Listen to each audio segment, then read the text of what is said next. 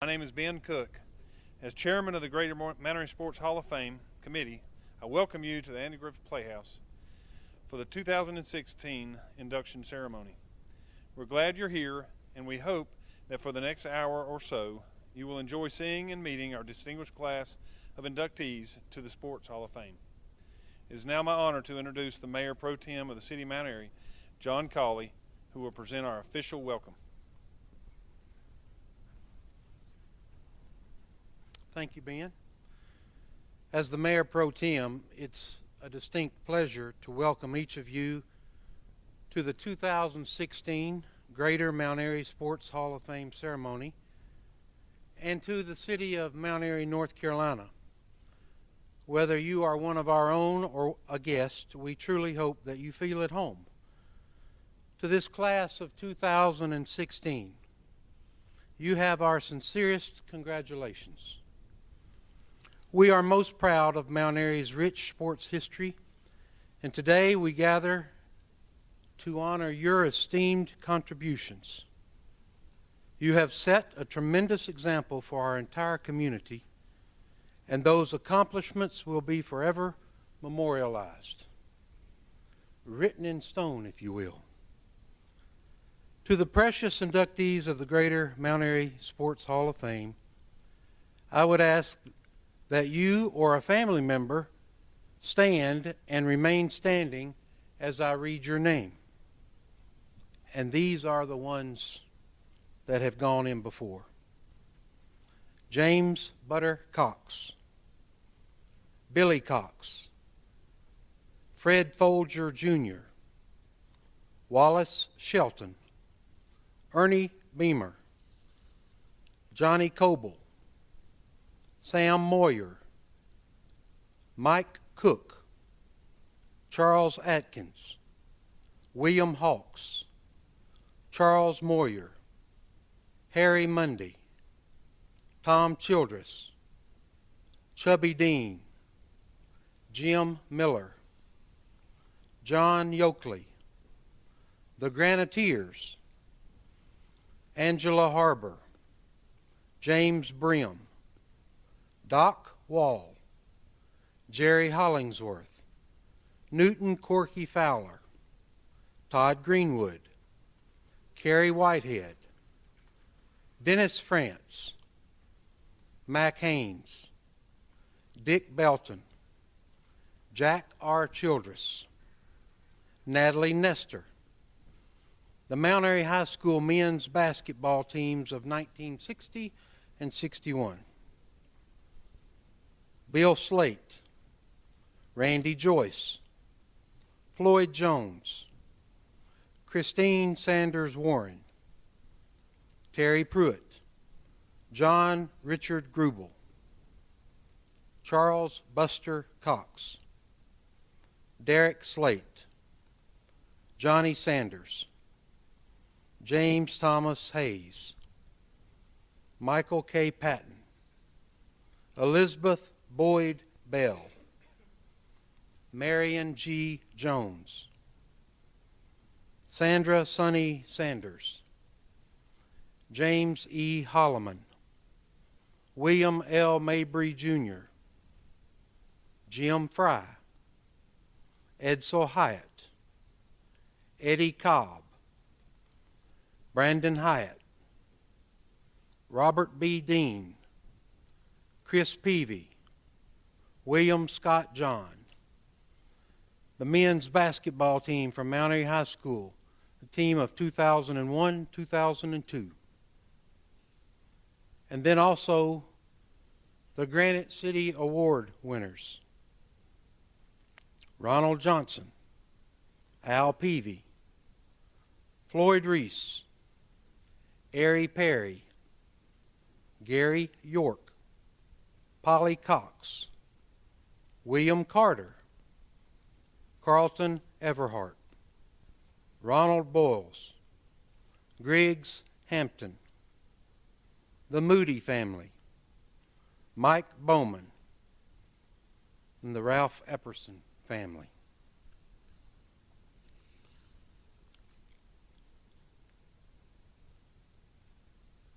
As these people that I just mentioned and these that go in today have brought recognition to this community in sports and in life through their accomplishments, through their tenacity, their work ethic, and their servant leadership, we are forever grateful.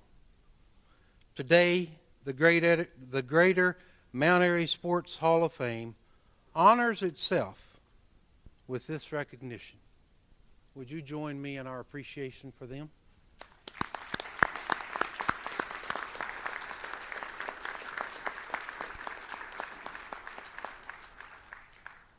Congratulations and God bless.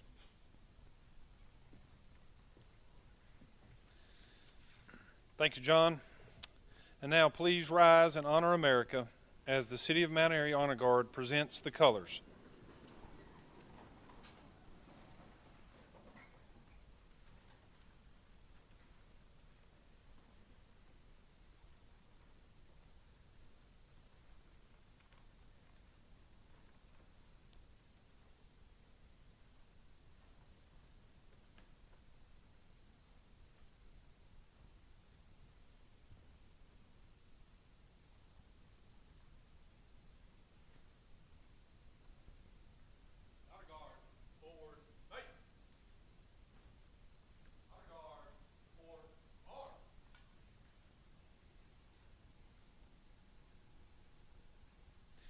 Please join me in the Pledge of Allegiance, followed by the singing of the National Anthem by Lee Beal, followed by the posting of the colors.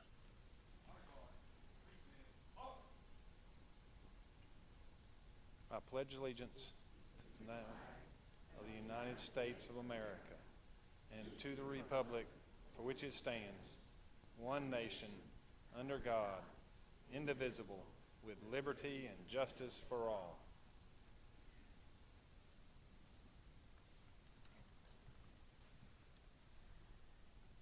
Oh, say, can you see by the dawn's early light what so proudly we hailed at the twilight's last gleaming, whose broad stripes and bright stars through the perilous fight o'er the ramparts we watched were so gallantly streaming, and the rocket's red glare, the bombs bursting in air, gave proof through the night that our flag was still there. Oh, say, does that star-spangled banner yet wave o'er the land of the free and the home of the brave?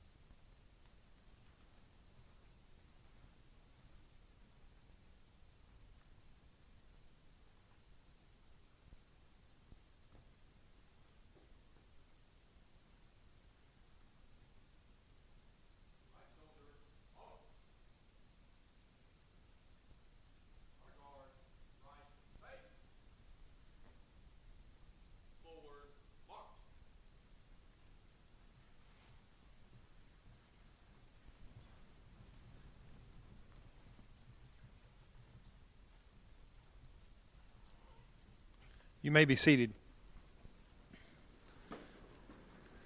And now John Colley will give the invocation.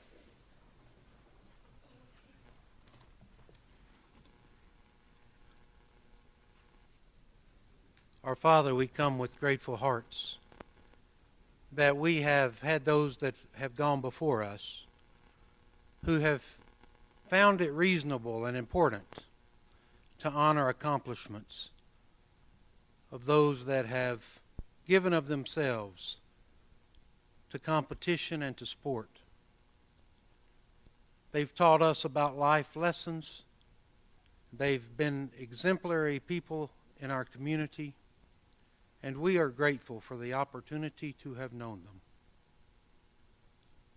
Make this a special day for them. Grace them with the ability to remember everything that is said to them and every thought they have. And we will give you thanks. Amen. Voting members are Gary Pruitt,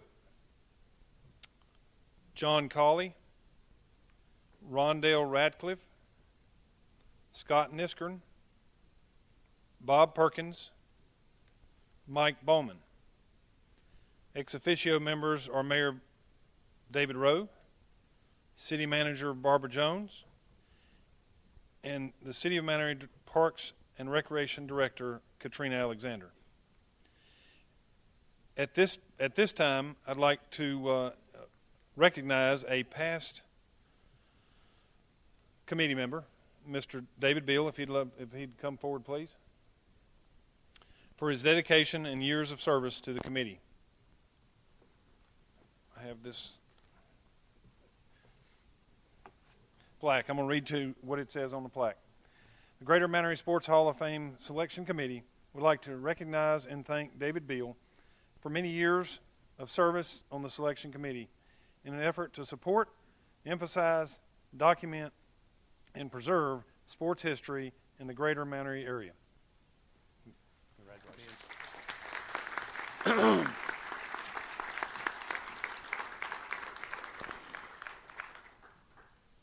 It is now time to begin our program. Once again, we are glad that you could be with us today to honor the inductees and their proud families. This all began in 2002 when a group of citizens got together and decided it was time to honor the rich sports history of Mount Airy and the surrounding area with a Sports Hall of Fame. In 2003, the committee inducted its first class. I'd like to review with you how the members are chosen and how they qualify for induction into the Hall.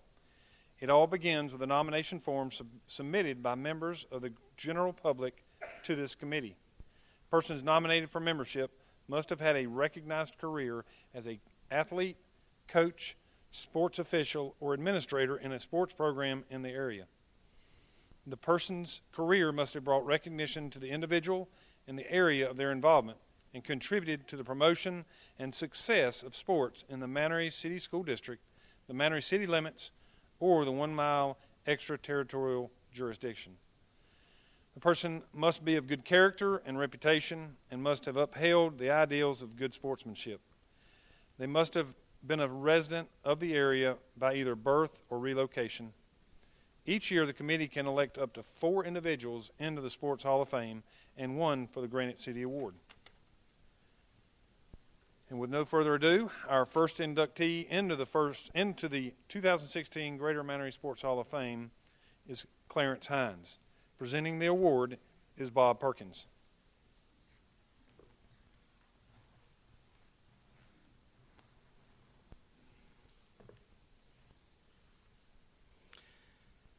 Clarence Hines played football at Mount Airy High School during the years 1943 through 1947 under the legendary coach Wally Shelton. He epitomized Mount Airy Granite Bear football, which to this day is the envy of many other high school football programs. Clarence excelled in his blocking back position in the single wing formation that Coach Shelton always ran. In looking back on the rosters, I noticed in 1945 Clarence's listed weight was 150 pounds, and by the 1947 season he was up to 165 pounds. Being one who really appreciates good blocking, I can only imagine him blocking a big 230-pound charging lineman or a 190-pound blitzing linebacker or a big mean defensive end. He certainly had to have that granite bear stuff. Clarence earned first-team All-State honors in his senior year. He also earned a most notable quote from Coach Shelton to a sports reporter that said, "Hines is the best blocking back I have seen in high school in several years, and I have seen a few." Mount Airy won the state championship in 1946 and was runner-up to Henderson in 1947. They also won conference championships in 1946 and 47. After high school graduation in 1948, Clarence went to Catawba College on a full football scholarship. After 2 years of football at Catawba, he had to discontinue football due to a severe neck injury. After graduating from Catawba in 1952 with a degree in business administration, Clarence enjoyed a successful career in banking with such notable companies as Wachovia Bank, Barclays, and Citigroup. His business career carried him into Virginia, Alabama, Mississippi, Florida, and of course North Carolina. Clarence served more than 10 years in the North Carolina National Guard and attained the rank of second lieutenant. Clarence is the son of the late Mr. and Mrs. Frank Hines. He was first married to the late Patricia Taylor Hines for 57 years. They had 2 sons, Jimmy and Dean, and 6 grandsons and 1 granddaughter. Clarence has been married to Eleanor Greenwood Powell Hines for 4 years, and they reside here in Mount Airy and attend Central United Methodist Church. Clarence, congratulations on becoming a member of the Greater Mount Airy Hall of Fame.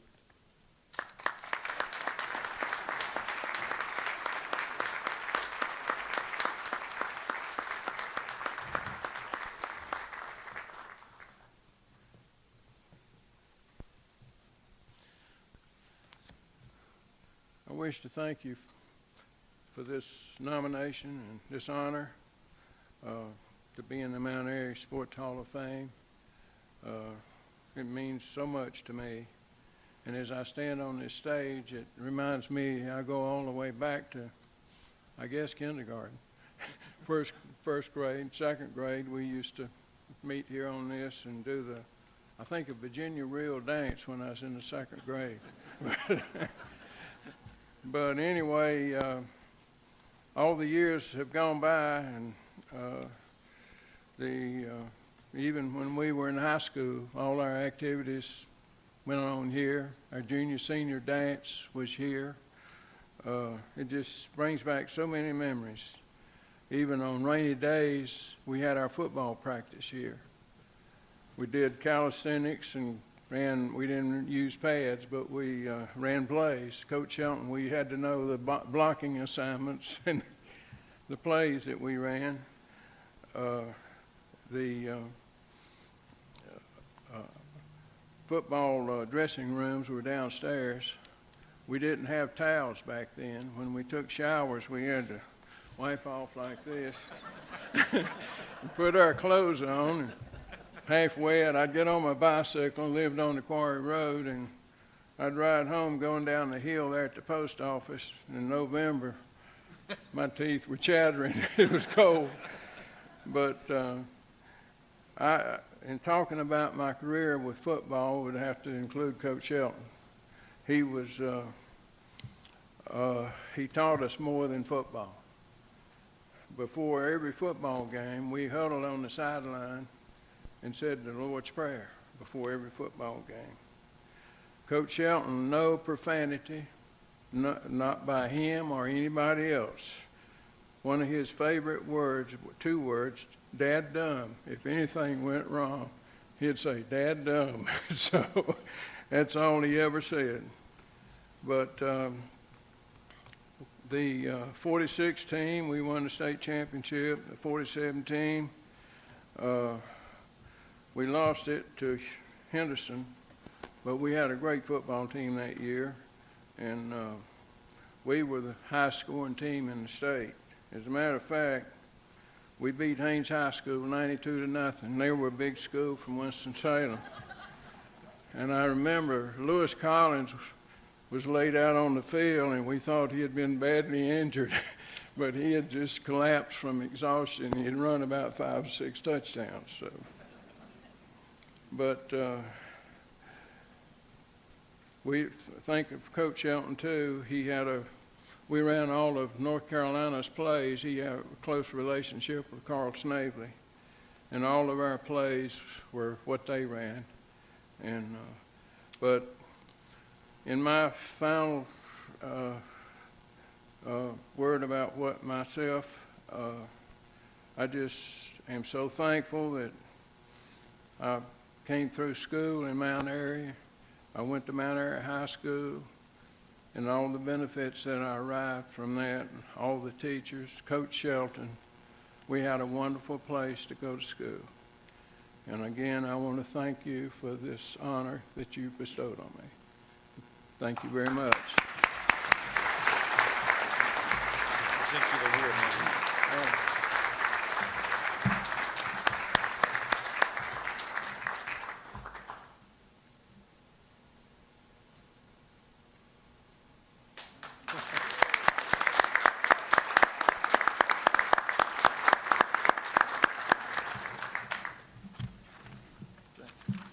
Congratulations.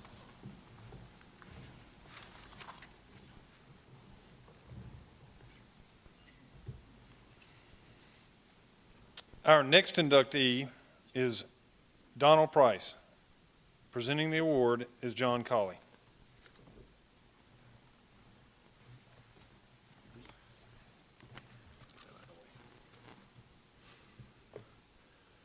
"23 years ago, Donald Price accepted the position of offensive line coach and some kind of teaching position at the Mount Airy High School, having come from Lees-McRae and before that Appalachian State.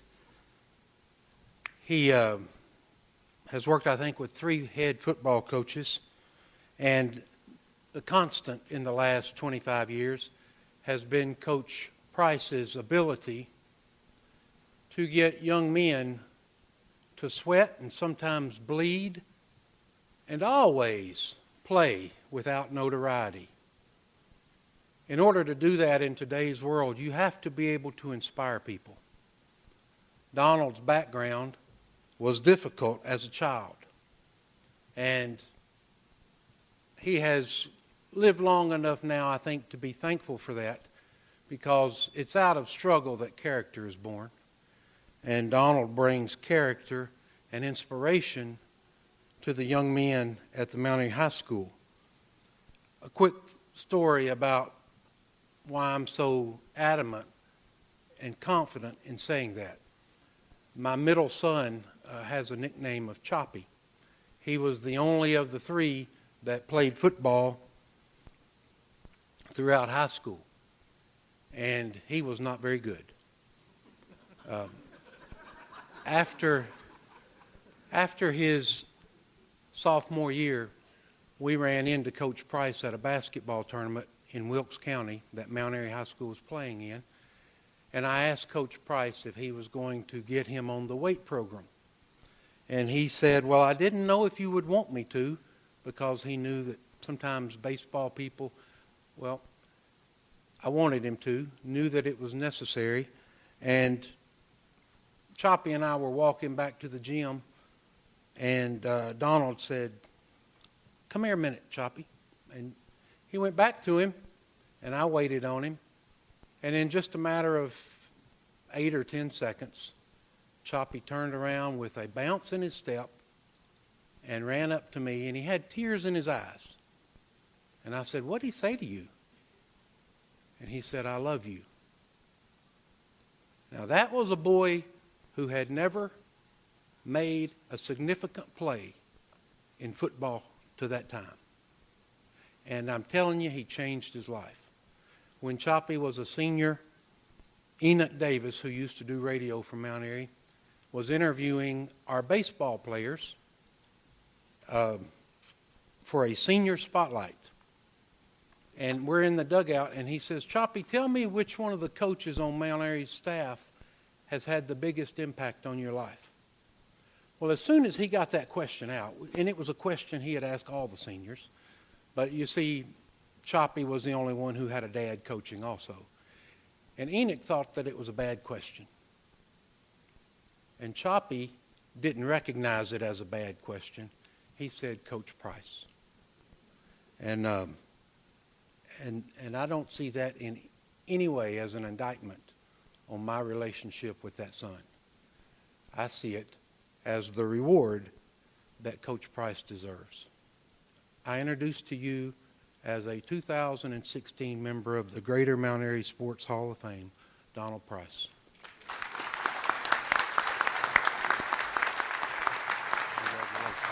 Thank you very much.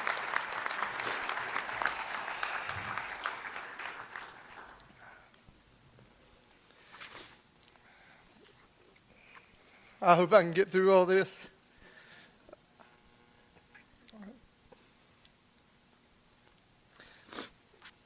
First of all, I want to thank the Lord above for another amazing blessing that is truly humbling. Thank you, Coach Colley, for the introduction. Thank you to the folks that have nominated me, Coach Spanhauer, Tommy Morrison, and many, many more from what I've been told. And the Hall of Fame committee for this selection. Again, this is huge, absolutely huge honor and a humbling experience. And I'm trying to compose myself, and it's not doing very well. So bear with me. I must admit that this is one of the toughest moments I had to prepare for. I've stood in front of senior classes on several occasions and spoke, and this is a whole lot tougher. I need to tell my sister, all three of them, Nell, May, and Linda, and my brother Lee, who are here, as they are usually at every football Friday night, supporting the Bears. Thank you for providing me with the assistance and guidance and a swift kick in the butt when I needed it. And there was plenty of times growing up that I'm sure I enjoyed them and needed them. I want to also thank my extended Mount Airy family that have supported me over the years, that have allowed me to develop as a person and as a coach. When I first came here, when I moved in '93, I was looking for a house, and Benson and Kirkman at the time and his family had a little homestead and a little 4-bedroom room out toward Westfield, and he let me live there for 12 years and they took me in and treated me like family. At the same time, I got to know the Taylor clan, Peggy and Claiborne, and they have truly adopted me and taken me as part of their family, and it's amazing. And then Carol Burke and Dr. Gil Burke, who was the doctor at the time when I came here in '93, she was what I call my high school mom.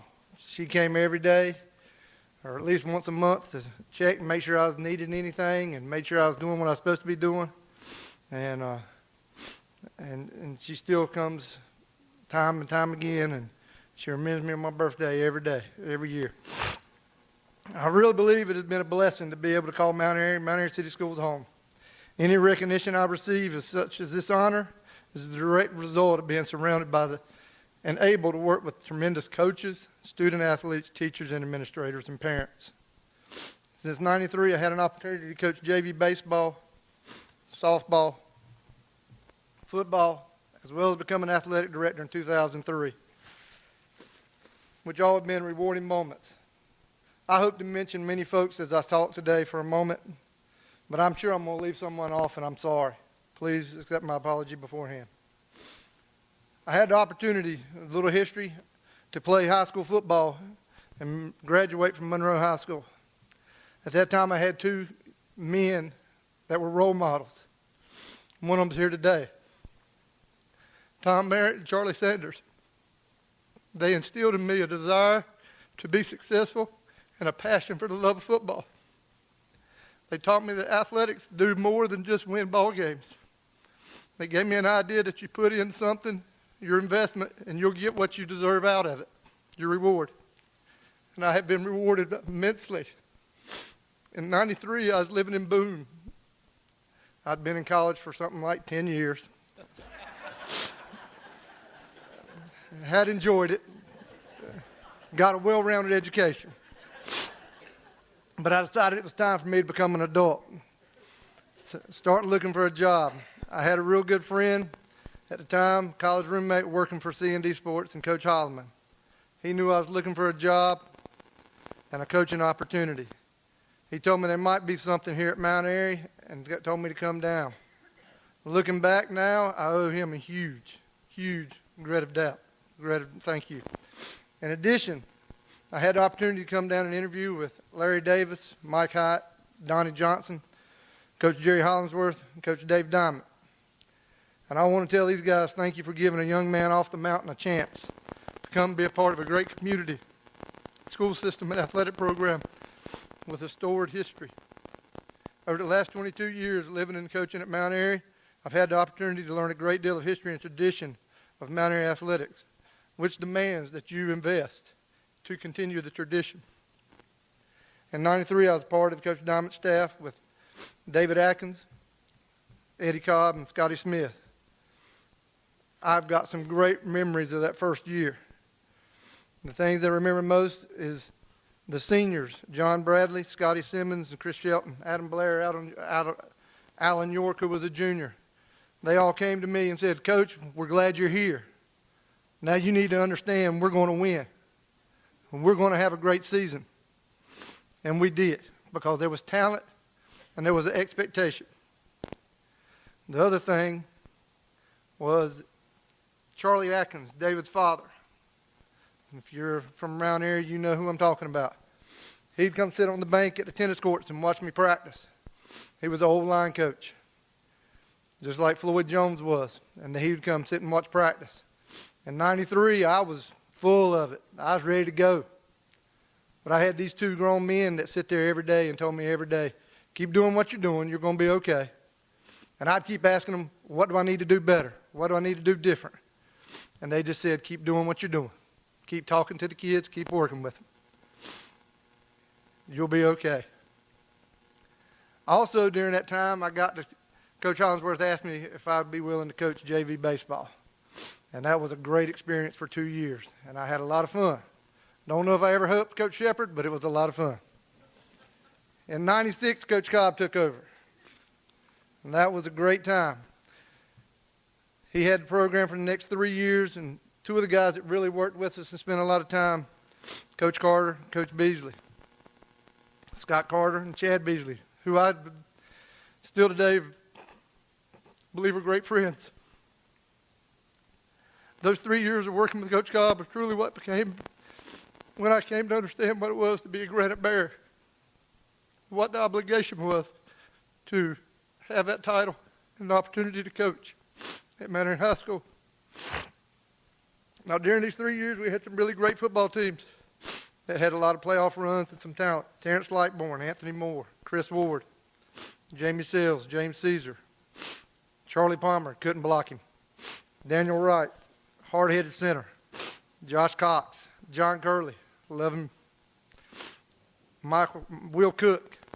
And at that time, we had our first female kicker come out, Barbie Manchester. Now, that was a new event for us at Mount Airy. And she's, I think, here today. And at this time, I also had a little extra pride of the guys that played the offensive line. All the guys that ran the ball got their paper and pictures because we were pretty good, so they got all their names and pictures in the paper. Well, all the linemen wanted something, and so we came up with names. And I've tried to remember, and I've talked to a couple of guys, and I think the first time we were called the Hogs. And yes, it was right. I think we need to line up every play and run the ball. That throwing stuff, two things are going to happen, they're bad. Just line up and run it. Next, we were the Pony Express. And then we were the Night Train. But I think since '99, we've stayed with the Hogs. And after some comment made earlier by Coach Colley, These guys have a motto that we play for pride, not glory. We understand we have a job to do. Let's go get it done. In '96, I had an opportunity to coach softball. That was really a great experience, taking over for Larry Davis. These young ladies really taught me a lot about coaching. If you hadn't figured out, most of these guys will tell you when I coach, I'm a little loud and a little colorful. And when I tried to do that with these young ladies, they were a little more honest with me. They'd kind of tell me back and tell me that Mom and Daddy don't talk to me like that, and you're not going to talk to me like that. And then they'd start crying. And can't have crying. We're playing sports. And so they taught me to be a better coach, and that may be what influenced me with Choppy. And I've sat down this morning and started naming off people: Laura Inscore, Carol Hall, Jamie Scott, Crystal Jones, Kelly Forrest, Melissa Staples, Angela Goins, Leah Boland, Olivia Boland, Molly Marion, who's here tonight, Jennifer Jones, Julie Kunkel, Emily Griffin, Katie Benj, Amy Dempsey, Tia Bowman, Catherine Cruz. Wore me out every day. She was our pitcher transitioning from slow pitch to fast pitch, and it was a great experience.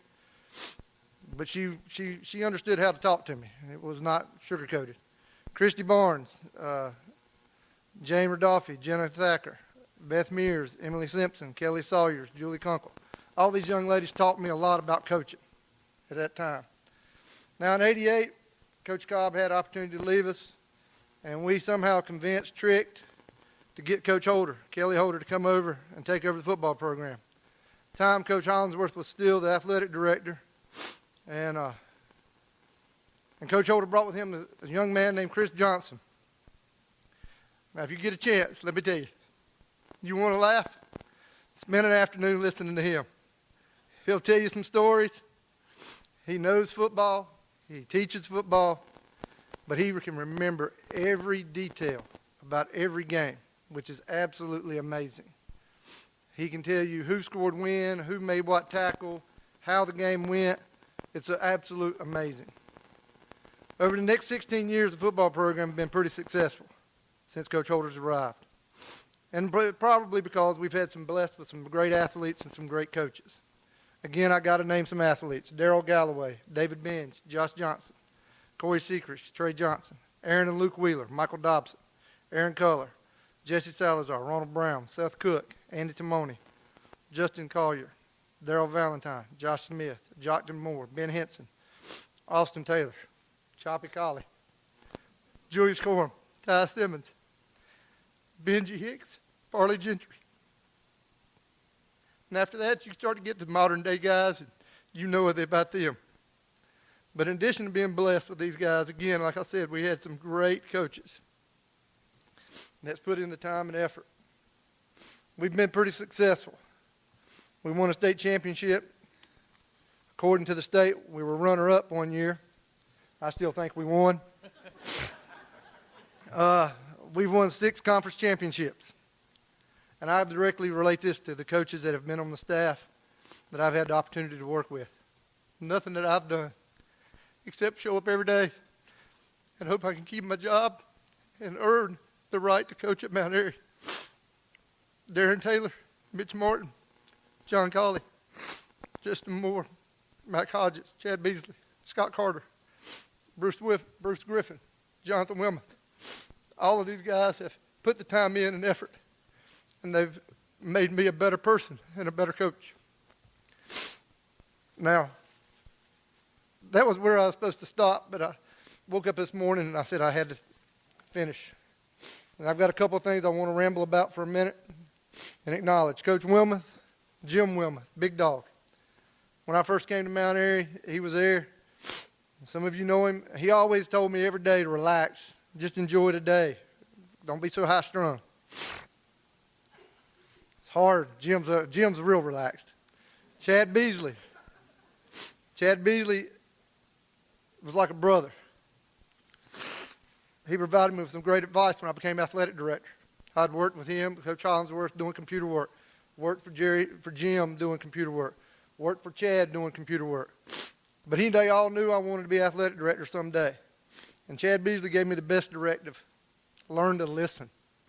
He said, quit trying to do everything, just listen. And then he also lets me go play golf with him every once in a while. And that's an adventure, because if you've ever seen me play golf, you know that's not a strong suit of mine. Dr. Sandy George, thank you for being a great friend, true inspiration, an example of a granite bear.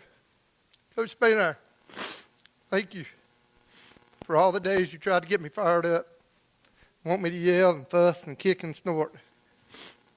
I appreciate it. Kelly Holder, true brother. Memories are vast, but the one that I'll always remember is standing at the 50-yard line in Raleigh. I'm worrying about a football game, and all you want to do is look at people in the stands. And you grab me and tell me, turn around, just look. Look at what we've done. It's a direct result of a lot of work. You helped us. And also, for all you people from North Surrey, Kelly, thank you for my first time beating North Surrey in '99. That was a great thing. And for not laughing at me when my truck rolls out of your driveway and runs into a tree. Just amazing. Thank you for the coaches from Mount Airy, North Surrey, East Surrey, Surrey Central, for giving me the ability to do what I do. Thank you to Floyd Jones, Earl Hill, Chuck Morse, men that have been here for a long time, and that have true Mount Airy Granite Bears, to teach you what it means to be a Granite Bear. Thank you to the Mount Airy Youth Foundation. It is immensely, immensely irreplaceable. Godfather Al Peavy, Mike Bowman, Ronnie and Sherry Wheeler, Bill Johnson. Y'all make it so easy to be the athletic director at Mount Airy High School. Coach Hollingsworth and Coach Hall, Barry Hall from East Surrey. You will be a true friend forever. And you mean the world to me. Y'all two showed me what it meant to be a coach as I get older and be an athletic director, and how I can influence and help children. Now, the last thing I've got to say is in closing, thank you for this tremendous honor. Again, I am mostly not deserving. But I may never be financially rich, but I made a decision 23 years ago to be a coach and a teacher. And my life is enriched every day by the young people that enter Mount Airy High School and on our athletic fields. I have truly found something that I love to be a part of. I made it my profession. So now I never have a morning that I get up and go to work. I get to go to Mount Airy High School and coach athletics at Mount Airy High School. Thank y'all very much.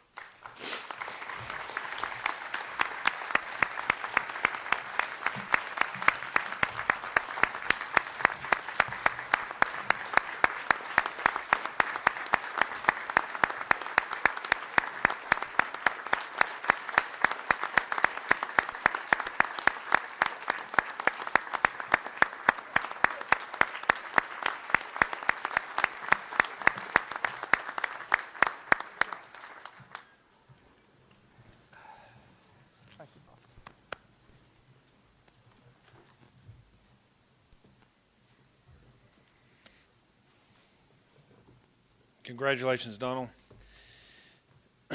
Having worked with you for 18 years on the sideline of Mount Airy football, I know just how dedicated he is to Mount Airy athletics. Our next inductee is Miss Sarah Knott. Presenting the award is Rondell Radcliffe.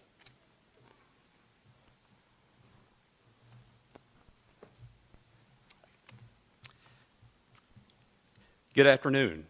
Today I have the honor and privilege of introducing Miss Sarah Knott. Sarah was an exceptional three-sport athlete that entertained Bear fans from 1988 to 1992. Sarah earned more varsity letters than anyone prior to her while at Mount Airy High School, earning letters in softball, basketball, and volleyball each of her 4 years. And to my knowledge, no one else has accomplished that feat to date.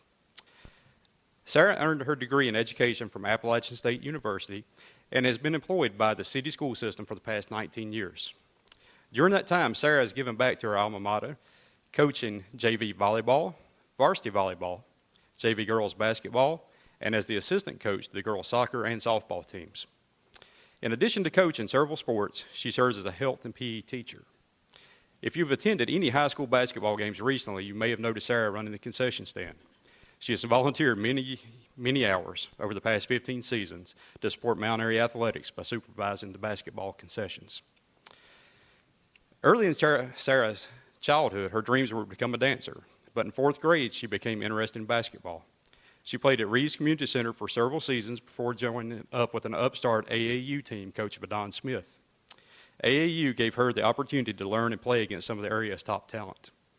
While Sarah was in grade school, our area didn't offer many Little League volleyball programs, so she didn't start playing volleyball until her 7th grade year. When asked why she switched from dancing to sports, Sarah stated, "I saw several of my family members who went on to college athletic scholarships, and I had the attitude if they can do it, so can I." In honor of Sarah's Uncle Bobby, who played football for the Granite Bears as well as Duke Blue Devils, she wore the number 40 in all of her sports. Sarah had the full support of her family while competing. Her mom recently recalled at Sarah's time at Mount Airy High School that she only missed attending 2 games in Sarah's 12 varsity seasons. That shows her true commitment to Sarah's athletic endeavors. Many of Sarah's summers were spent attending sports camps, including several at Mount Airy High School, as well as basketball camps every summer at Wake Forest University. Sarah shared memories and recalled the great team camps that Coach Eddie Cobb, Coach Ginger Chrisman, and Coach Sandy George took the Granite Bear teams to. Sarah's mom, Nancy, also said that they forgot what a family vacation was, stating that Sarah spent all summer playing ball. She said it with a smile. I think she enjoyed that as well. Sarah spent 4 seasons on the softball diamond playing for coaches Chrisman, Betty Smith, and Gary Willis. In her senior season, she had a .442 batting average, and from all accounts, she could crush a softball. She also contributed greatly by serving as the first baseman. Sarah spent 4 years on Coach Eddie Cobb's varsity basketball team.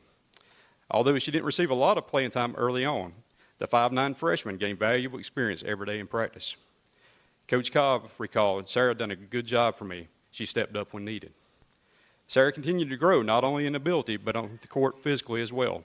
By her senior season, she had grown to 6 foot and become a powerful force on the court. Sarah averaged 11.8 points per game, 9.5 rebounds per game, and hit over 75% of her free throws during her senior campaign. Sarah's tough play was recognized with all-conference honors during her junior and senior seasons, and she was named to the all-tournament team as a senior. Although she had a great basketball career at Mount Airy High School, she was best known for her volleyball play, making the varsity team as a freshman. Sarah contributed to Coach Ginger Chrisman's interest and encouragement in her camps during her 7th and 8th grade years is what inspired her to love the game. Sarah joined a strong volleyball program that saw the Bears win 3 state championships between 1986 and 1990. Sarah gained valuable big-time experience, big game experience as a sophomore that would pay off during her junior season. She was part of a state runner-up team in her sophomore season. This left Sarah and her teammates hungry for more. Coach Chrisman recalled, "Sarah had to work hard on her footwork and foot speed to be a middle blocker, and probably to this day hates the middle blocking drill." She went on to say that she thought Sarah probably would quit because Coach Cobb and I pushed her to the limits both physically and mentally. But she always came back for more and probably improved the most of any player that I ever coached at the Mount Airy in that position. That's quite a compliment from one of the winningest volleyball coaches in the school history. During Sarah's junior year, Coach Chrisman left for a collegiate coaching opportunity. This brought in a new head coach in Sandy George. Coach George took over and continued the winning ways with the program they had become accustomed to. She led the Bears to the 1990 state championship game at the University of North Carolina, Carmichael Arena. Coach George recently recalled how powerful Sarah was, stated that Sarah broke several girls' fingers and one opposing coach's nose. All accidental, of course. Sarah may tell you more about that. The championship game didn't start out like the Bears had planned. They had lost their first set. In Sandy's words, they got stomped. But as all great coaches do, Sandy George was able to settle her team down to start the second set. And Sarah and the rest of the team found their groove and went on to win the state championship. When the awards for the match were given out, Sarah was named the most valuable player of the state championship game.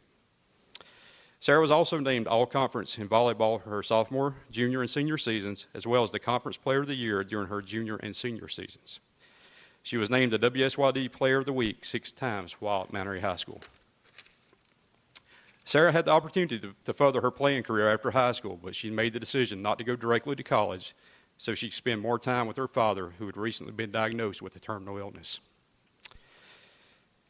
Sarah kept amazing scrapbooks of her days at Mount Airy High School. It was an honor for me to be able to read the articles from the newspapers as well as the stats she kept. And by the way, these scrapbooks will be on display this afternoon at the reception. But while going through her books, I found a letter her uncle wrote her. And in closing, I'd like to share with you part of that letter. Her Uncle Bobby wrote to her around Christmas of her freshman year. He wrote, "God has given you great talent that, if developed, will enable you to go far in sports. Don't rely on this talent alone, for it will alone not deliver excellence. Only dedication and hard work along with talent will enable you to obtain your fullest potential." To me, that's just profound advice.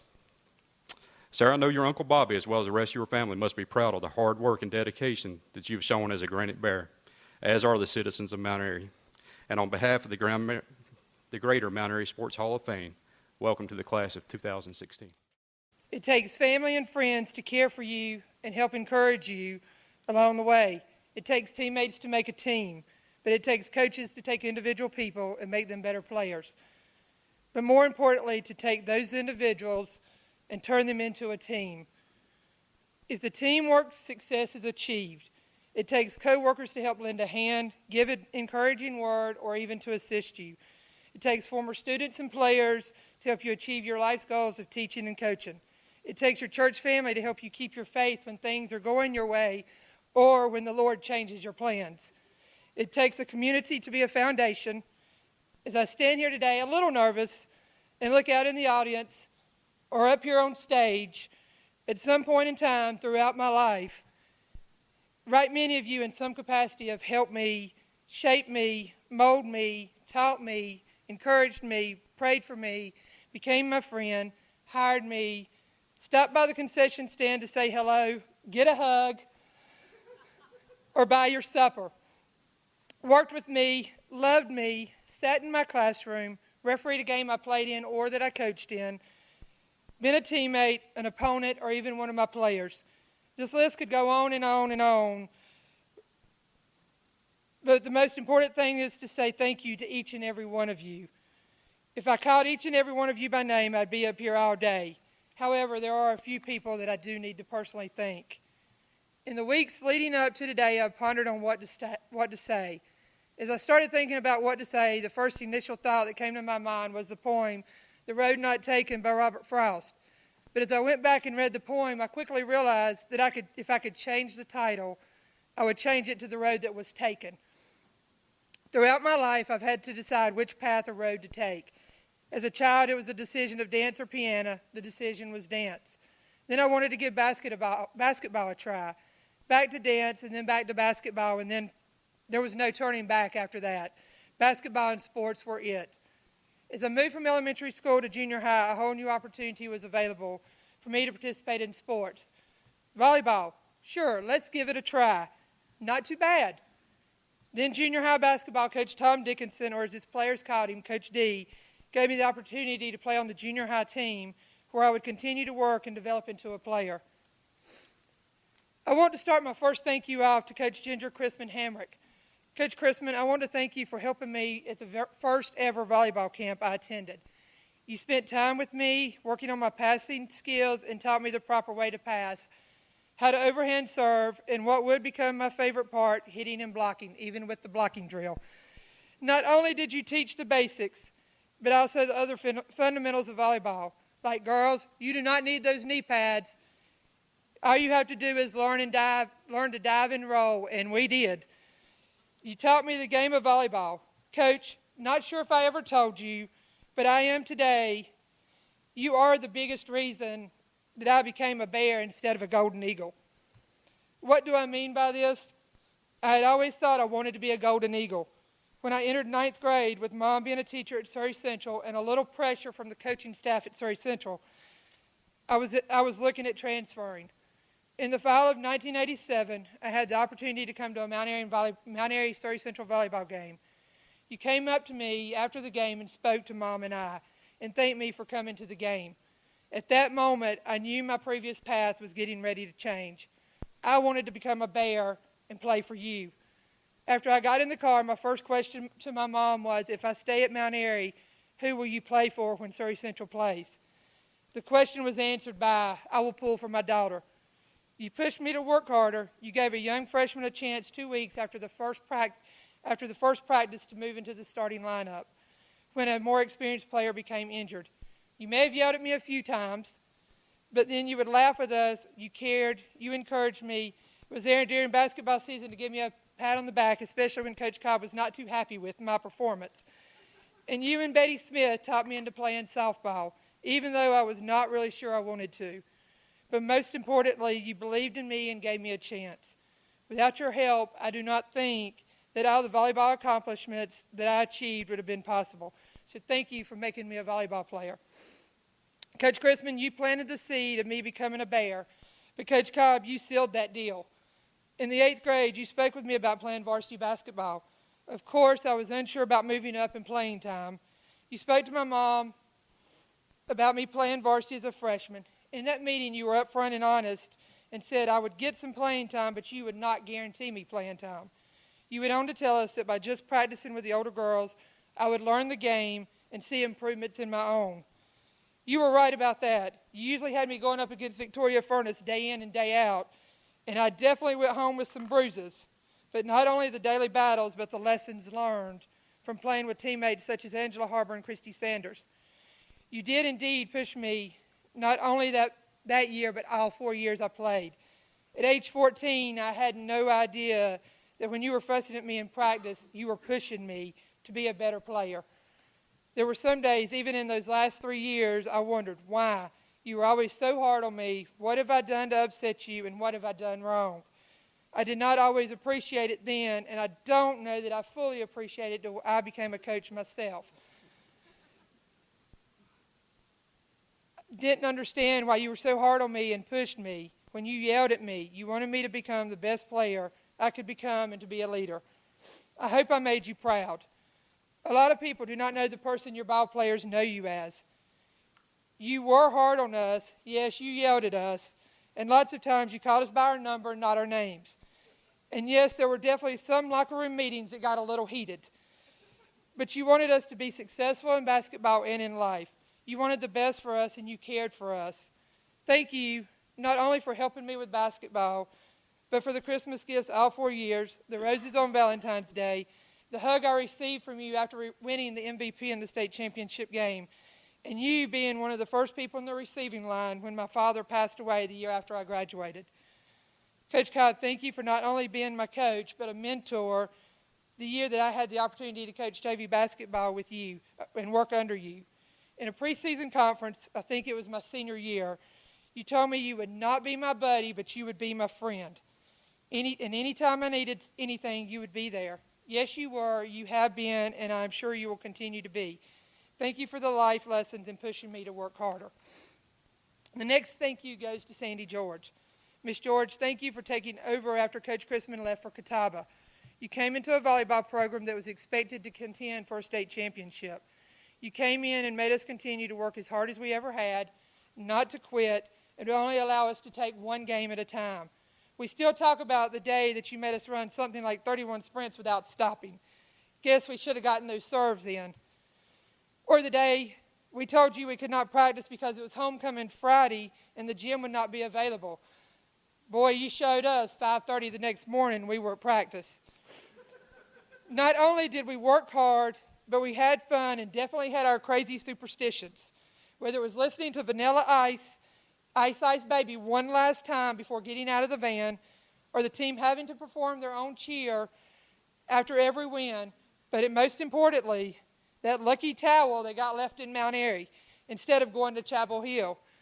After a bad warm-up, a missing lucky towel, a few rotations on the bench to calm my jitters, and a loss in the first game, you regrouped the team and told us it was not the towel that had gotten us there, had gotten us to the state championship, but it was the hard work, the teamwork, ability to believe in ourselves, our determination, and our desire to win that had us playing in the state championship game. We did not need that towel. After all, the outcome, Mount Airy 3, Lewisburg 1. Thank you for being there then and for me even now. As I mentioned earlier, my life has been about the roads taken. You helped open another road for me. During my senior year, my grandfather, Orrin Bradley, and my father would be diagnosed with cancer, with my grandfather being given 6 weeks to live. And that was news that I found out right before the basketball conference tournament was to begin. I found out on Sunday, and the conference tournament started on Monday. And my father having a good chance of survival. As an 18-year-old, I made a decision based on my family and the illness of my family, my father, to turn down an offer from Coach Chrisman to attend Catawba College and to attend Surrey Community College. You opened up a door for me to start coaching when you asked me to help you coach at the high school, since I would be attending Surrey Community College in the fall.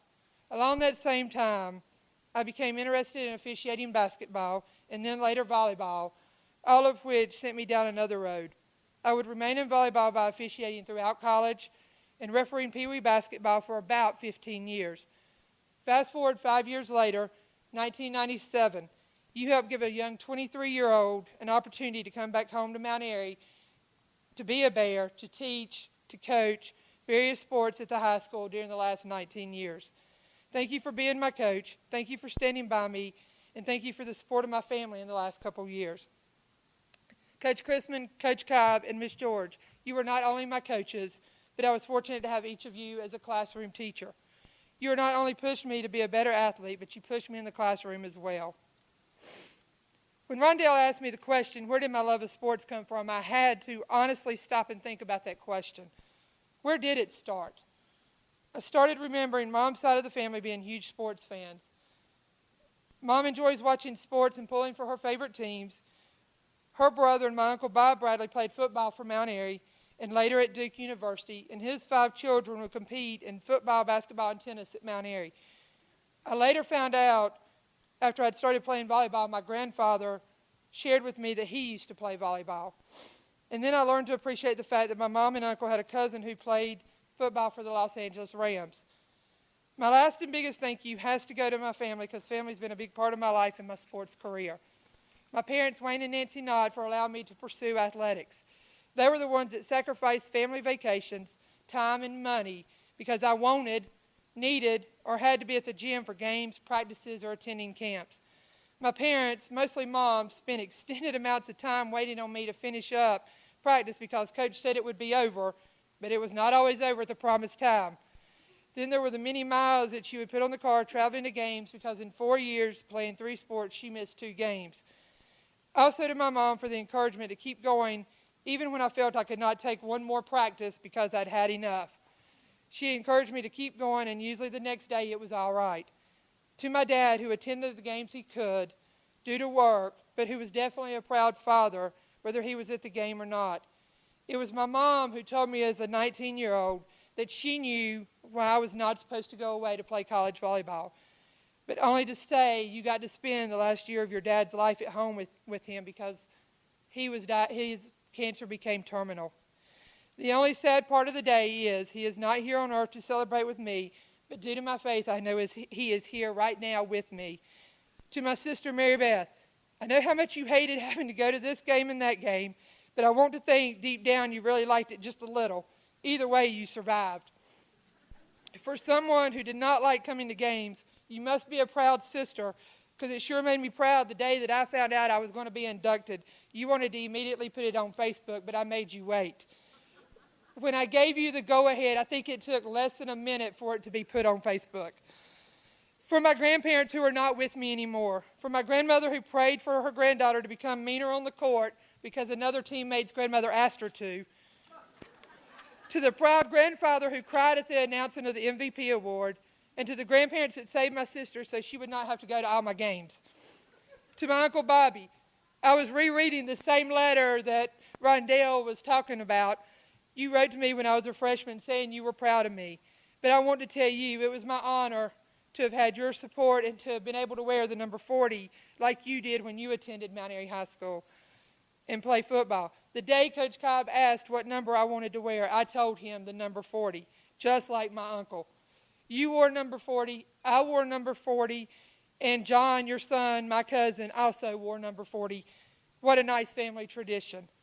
So sports are a big part of my life, and it was impacted by my family. To Lila, my 4-year-old niece, you're already showing signs of becoming a sports fan. You watch football with your granny, and you want to play volleyball with me, even going as far as to say, I teach you to play. In conclusion, once again, I want to say thank you to each and every one of you that has made this possible, that has impacted my life in one way or the other. To Rondell for the introduction, and most importantly, to the selection committee that has made this day possible. I am honored, and I thank each and every one of you. Thank you.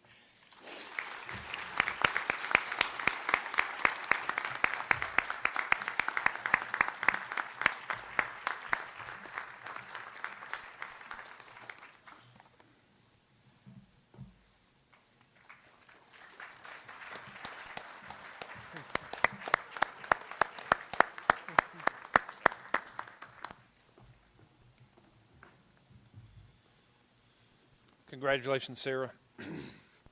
That 1990 state championship game is one that I remember quite well. Our next inductee is the Mount Airy High School men's tennis teams of 2005-2006. Presenting the award is Scott Niskern.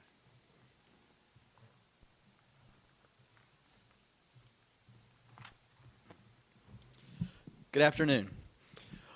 When talking about tennis at Mount Airy High School, whether it be men's or women's tennis, and no matter where you are in the state, anyone who follows high school tennis knows the reputation of the Mount Airy Bears tennis teams. Dominant teams, tough but respectful athletes.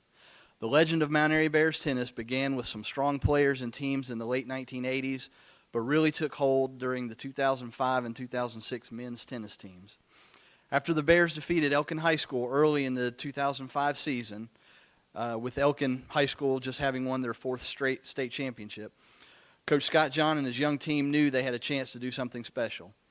After tearing through conference play, competing, and even beating some strong 3A and 4A opponents, and taking care of Elkin 2 more times, the Mount Airy Bears men's tennis program was in their first ever state dual team championship.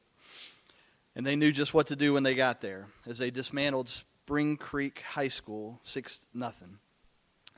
After fighting their way to the top, they were not about to slow down the next season.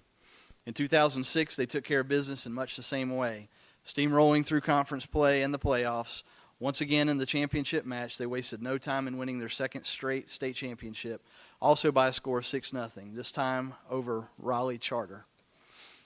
At this time, I'd like to call the names of the players on that team. If you're here in attendance, please come on up, and then I'll have Coach John come up and say a few words. William John, Andrew Gitt, Joe Gitt, Michael Rader, Matt Johnson, Ryan Nyland, Alex Ilyasov, Chase Pomerantz, Nathan Hager, Nicholas Gwynn, Harry Appler, Dustin Robertson, Alexander Merritt, Dylan Bobbitt, and Evan Hatch. Now it's my pleasure to induct the 2005-2006 Mount Airy Bears men's tennis team into the Greater Mount Airy Sports Hall of Fame.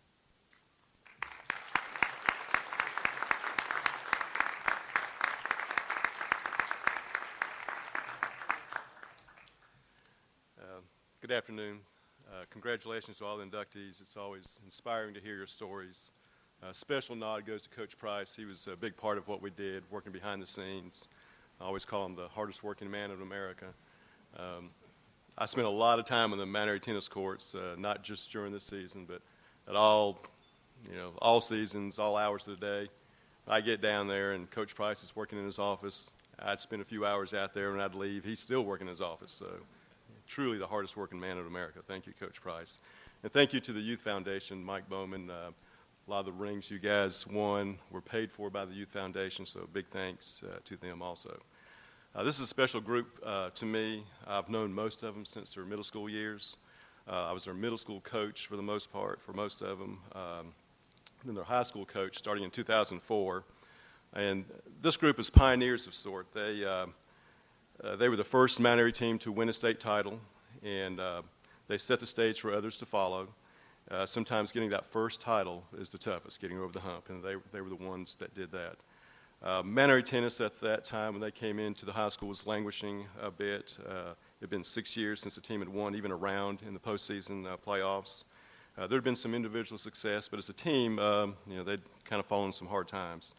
The 2003 group came in, made a run all the way to the, Scott noted, to the state semifinals, lost to their nemesis, Elkin.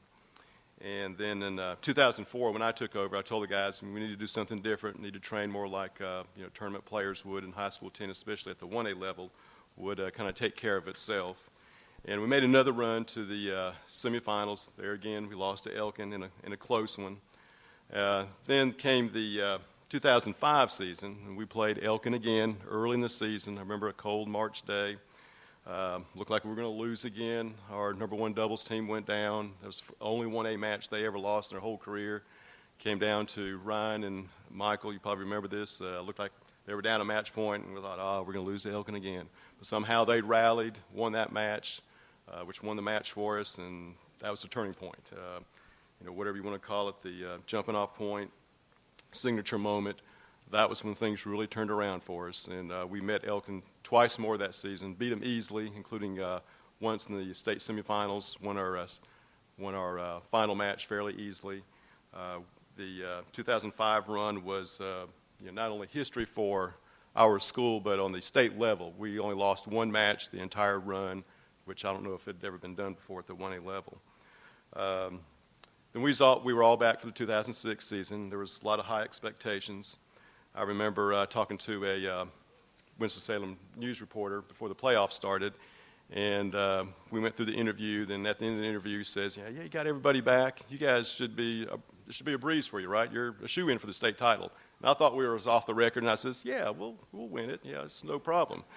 And it was in the newspaper, and my son came home that next day and says, why'd you say that in the paper? All the coaches at school are saying, you shouldn't have said that. You're putting too much pressure on the guys. And I said, I thought it was off the record. But anyway, this is also the first year that charter schools were allowed to compete against 1A schools. And so we had it pretty easy until the state semifinals again. We played Raleigh Charter. We had a tough match there, but we managed to pull it out. And in the finals, again, we won pretty easily in the finals. So that wrapped up 2 years back-to-back titles, and this began a undefeated streak. This crowd did in the conference. We went 6 years undefeated in the conference, and they began a run where we accumulated 10 state titles. We won 2 more team titles, and we won a total of 6 individual titles. So it was glorious times for Mount Airy tennis, and this crowd started it all. Probably one of the saddest moments of my coaching career was we were all eating after that 2006 match, and it dawned on me this was our last supper. We all like to eat, but this was our last supper. And just like the last supper in the Bible, this marked the end of an era. And my time with these wonderful guys is about to come to an end. They were not only great in the court, but they were great representatives of their community and their family. And they kind of reminded me of the Chicago Bulls in the 90s. They would go out and hammer an opponent, but they still had the respect of their opponents. We a lot of times find our opponents rooting for them in matches that would come to follow. And I remember our superintendent at the time writing me notes. Our school system at that time was was receiving some bad press for a variety of things, and our superintendent would write me these notes after our wins, and he was really appreciative of not only us winning on the court, but just how the guys handled themselves and the respect that they brought to our school and to themselves also. And a lot of that credit goes not to me, but to their families and their parents. But I knew once they left Mount Airy High School, they would do great things. And looking at these guys and looking at their pictures, and you look at what they have done. We've got a couple of guys that are in medical school. One of the players is about ready to receive a PhD. We have engineers amongst them. There's a couple of attorneys to keep us all straight. There's several that are successful in the business world. So they've done very well since their Mount Airy high school days. And as the late Bud Collins, the famous tennis writer, used to say after he was interviewing one of the champions, he would say, look at the face of this champion here. I'll say to these fellas and to everybody else, look at their faces. These are the faces of some true champions. Thank you.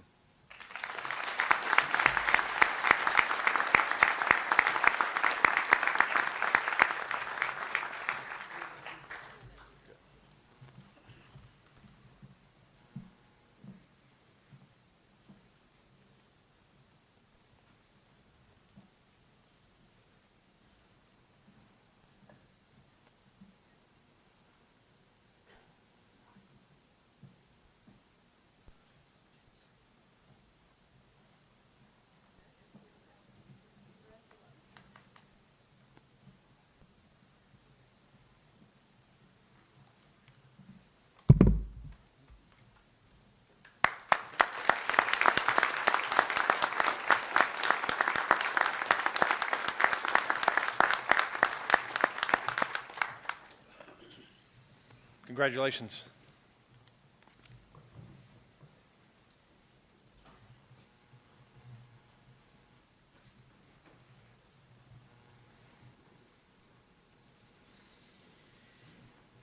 Our next inductee is David Beal.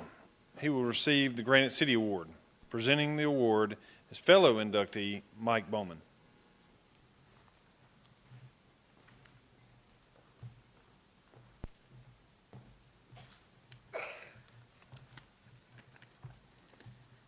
David and I were feeling just a little lonely down there for a minute. David Beal, married to Millie Beal. Son, Mike Beal. Daughter-in-law, Lee Beal. And two beautiful granddaughters, Catherine and Maggie. Family is very important to David, as you will hear in a minute. David graduated from Lenore High School, Wake Forest University, and Wake Forest Law School. He is an accomplished professional in many fields. He's unsurpassed in his dedication to public service, and he's a sport enthusiast. Here are just a few of his professional careers. If you don't know this, you're going to be amazed. Special agent for the SBI. He was chief of police in Mount Airy for a year or two. Assistant supervisor for the SBI. Clerk of Superior Court for 14 years. Vice President of Human Resources, Renfro Corporation, for 11 years. The organizations that he's been part of, Optimus Club, Rotary Club, Surrey Arts Council, Surrey Personnel Association, he served as president of all of these. He's been on the board of directors of the Mount Airy Chamber of Commerce.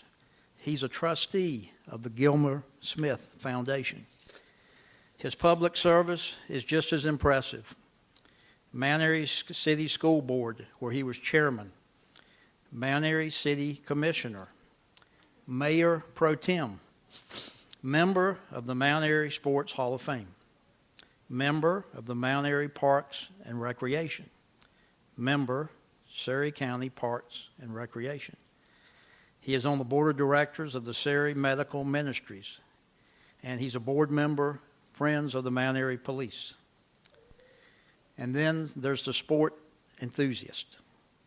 Although a graduate of Lenore High School, as pointed out by Mike Beal, David Beal bleeds Bear Blue. A resident of Mount Airy since 1967, he's been involved in sports in this community since day one.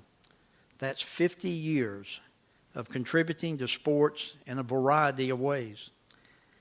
40 years this man has been in the press box at Mount Airy High School football games. He's the voice of the Mount Airy High School baseball since 2012. He is one of the founders and president of the Mount Airy Optimist Club that built the first lighted Little League field in Mount Airy. He's a fixture at most Mount Airy High School sporting events, I understand, including lately, even volleyball, because of one of his granddaughters, Maggie. He was special assistant to the general manager for Winston-Salem Spirits and Warthogs baseball team for 19 years, and he is already in the Winston-Salem Baseball Hall of Fame. And then to me, the most important thing, charter member of the Mount Airy Sports Hall of Fame. It was David's vision, leadership, and dedication that created this Hall of Fame. None of this would have happened, and we would not even be here today if it wasn't for David Beal. He started talking to several of us in 2002, and now, 14 years, almost 15 years later, it is his turn to be recognized. This isn't in my speech, but I've got to say it. The standing ovation for Donald Price was so deserved. In my 30 years being connected with the Mount Airy Youth Foundation, I dealt with a lot of athletic directors, and Donald, you were the best. And now I'm going to give you, the audience, a little hint. If ever a second standing ovation was ever deserved, it should happen in just a few seconds. When I say to you, it's an honor and a privilege to introduce to you your 2016 Granite City Award recipient and probably one of the nicest people you'll ever meet, Mr. David Beal.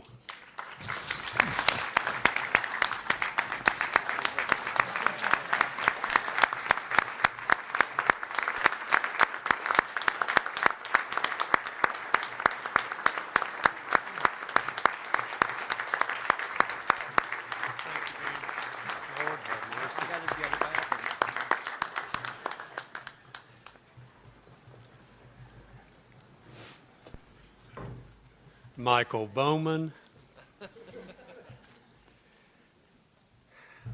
How do you say thank you for that kind of introduction? And how do I say thank you for all the things the Hall of Fame committee and this organization has meant to me, and to receive this year the Granite City Award? Thank you for attending today. And for those of you who have been here every single time over the last 14 years, I appreciate that, and I hope you'll be here for more. I'm especially proud today to have the members of my family here, and especially to let you know that my little brother, retired Superior Court Judge Beverly T. Beal, and my sweet sister-in-law Judy are here from Lenore. And it is not true if you hear the rumor that if something bad breaks loose in Mount Airy today, I will arrest them, Assistant District Attorney Michael Beal will prosecute, and Judge Beal will pass the sentence. And he will. My dearly beloved ladies and gentlemen, and boys and girls, when Millie and Mike and I came to Mount Airy in November of 1967 as my first assignment as a special agent with the State Bureau of Investigation, I did not expect to be here long. The Bureau was in a state of reorganization, and the director had warned us, new agents, 7 of us, to be prepared to move or to take new assignments at any time. We did leave Mount Airy one time for 2 years with an assignment in Kannapolis, but we came back here just as fast as we could, and we returned to Mount Airy. In the past 49 years, I have worked as an SBI agent, chief of police, clerk of Superior Court, and vice president of human resources at Renfro Corporation. I served for 31 years in public office, with the city school board, as clerk of court, and as a city commissioner, which led my beloved late mother, Fay Beal, to remark one time, "It looks like that boy just can't hold a job." And if you knew her, an elementary school teacher, you know what I mean. Mike, Millie, Lee, Catherine, and Maggie have been a great support group for me and my desire and the opportunity to do so many things. And their love and encouragement has made it able for me to give back to this community a part of what you have given and done for us. And that's what I'd like to talk about for just a few minutes today. Not what I've done for you, but what you have done for me and my family. If we were here this afternoon to talk about my sports career, my speech would be over. In the words of my very favorite first cousin, Bob Beal, when he was inducted into the Lincoln County Sports Hall of Fame, if you were expecting a sports career equal to those on this stage today, the answer is simple. There wasn't one. And that's all I'm going to say about that. There has been a great sports life for me here in Mount Airy, wholly because of the acceptance of this community, of me and my family, and the opportunities to do volunteer service. I am a volunteer, and my sport is volunteering in Mount Airy. You gave me the opportunity to move from the blue and white of Lenore High School and the Bearcats to the blue and white of Mount Airy High School and the Granite Bears. A one-season fill-in assignment in 1977 as public address announcer and press box manager at the football games will reach 40 seasons this year. Along the way, I have had the pleasure of working with Jack Waddell, Ben Brannock, Benny Brannock, Mike Beal, and I've shared the press box with Hall of Famers Ronald Johnson, Airy Perry, Kelly Epperson, and my good friend Tommy Morrison. One night at a football game years ago in the first quarter, the PA system broke down. And in the fourth quarter, there was nothing for me to do. So I went down on the field and stood on the sidelines and watched the rest of the game. I watched Hall of Famer James Brim intercept a pass deep in the opponent in Bear territory and race up the sideline toward the opponent's goal line. As he approached me, standing at about the 30-yard line, James looked me straight in the eye and said, "Hello, Mr. Beal," as he passed by without breaking a stride and ran into the end zone. Now, you don't forget a moment like that. You've given me the opportunity to meet and to know Hall of Fame football coaches Wallace Shelton, Jerry Hollingsworth, Floyd Jones, and now Donald Price and Eddie Cobb. One Friday night, I arrived at the football stadium to get ready for the game, and I was met early by Coach Hollingsworth and assistant coaches Floyd Jones and George Snyder. I was a little bit worried about that because that was highly unusual. But when they began talking, I relaxed just a little bit. They told me that over the last 10 years or so, I had done a really good job in the press box, and that they had decided that I deserved a letter for my efforts. Well, they presented me with a Mount Airy letter jacket, complete with the big MA on it. I almost cried, but I didn't. and I thank them for that honor. The following Monday, I got a call from Principal Becky Stiegel in her office at the high school, and she requested that I come to the high school and bring my letter jacket with me. Well, the first thought that ran through my head was, they have violated some rule, and Miss Stiegel is going to take my letter jacket back. Well, she met me at the office with a great big smile and looked me straight in the eye and said, all I wanted to do was have my picture made with the newest Bear letterman. I got to keep my jacket. You've also been around when I solved one of the biggest mysteries of life that I had here in Mount Airy. I asked Coach Wallace Shelton years ago, Coach, why is Mildred Frances Shelton, now Millie Beal, class of 1959, in the picture of a girls' championship basketball team in the trophy case? Coach Shelton looked at me and simply replied, I looked down the hall one day at the high school, and all I could see was a tall, skinny, blonde-headed girl with long arms and long legs. I knew I had found my next star. But when I got her on the court, she could not dribble and chew chewing gum, Elton said, because I gave her a uniform and she wouldn't give it back. Mystery solved.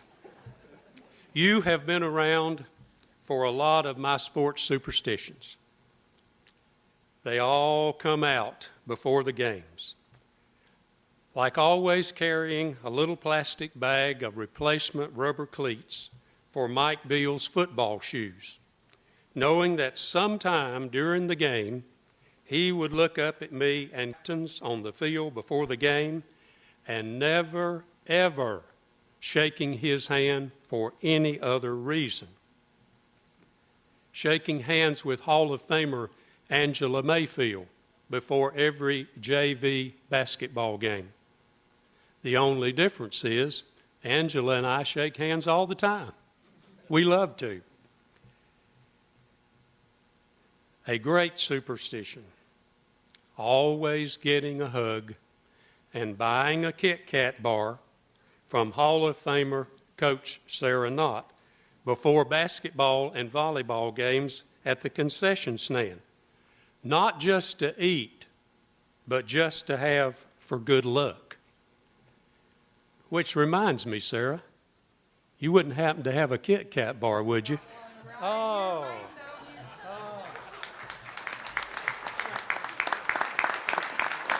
She went out for cheerleading, and she returned to the sidelines as one of the captains, and I'm proud of her today. Or to watch grand girl number 2, Maggie Beal, begin a sports career with the highlights so far being a perfect ballet pirouette in the middle of the basketball court as she returned from making a layup.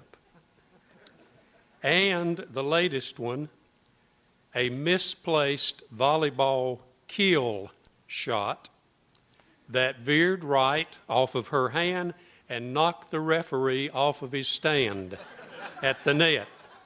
Levi Goins, Hall of Famer Angela Mayfield, Chuck Morris, my great friend John Cawley, Will and Holden Hurley, and Rodney Pale, just to name a few, and to say good luck to them and really mean it.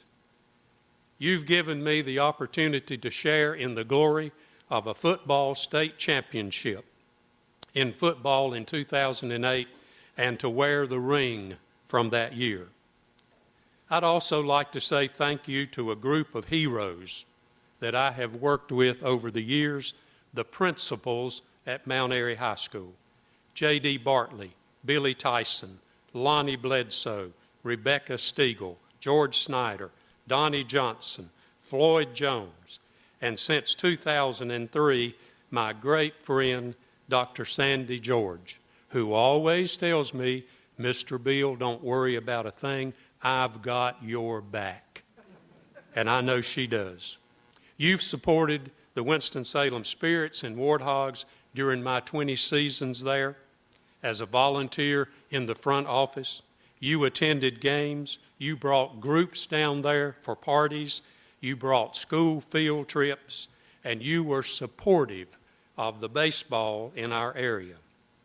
We won 2 Carolina League championships in my time there, and I am grateful to the general managers that I worked for, Matt Newsom, John Rocco, Pete Fish, Guy Schumann, Ryan Manuel, and the many, many staff members who made me feel welcome all of that time. I could go on, but by now you know how much I appreciate all of you for all of the things you have done for me and my family.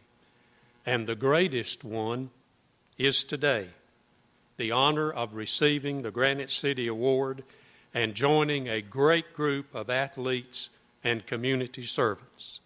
Today, I am proud to be a Mount Airy Granite Bear.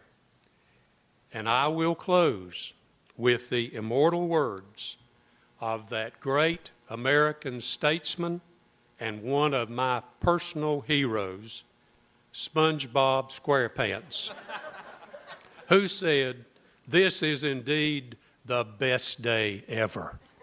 Thank you.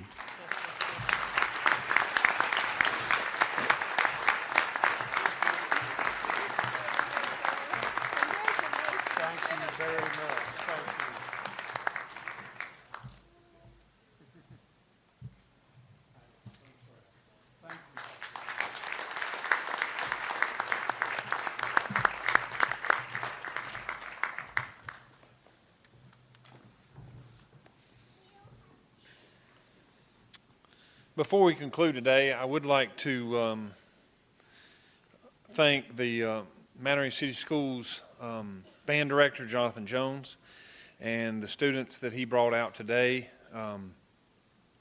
All of them were on spring break this past week, and I know he was worried that none of them would practice, and I can speak for 2 of them. They didn't practice.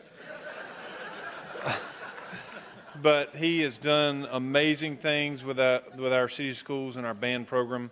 My 2, those who have worked so hard to put on this event, and especially to those who have been inducted to this year's class, I thank you for attending.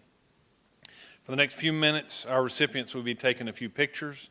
We ask that you make your way outside and down the street to the monument next to City Hall for the unveiling of this year's inductees' names on the monument. Our inductees will be over very quickly. After the unveiling of the names, the reception will follow on the front lawn and inside of City Hall. You are all invited to attend. Ladies and gentlemen, one last time, let's show all of our Hall of Fame inductees just how proud we are with a great round of applause. Thank you.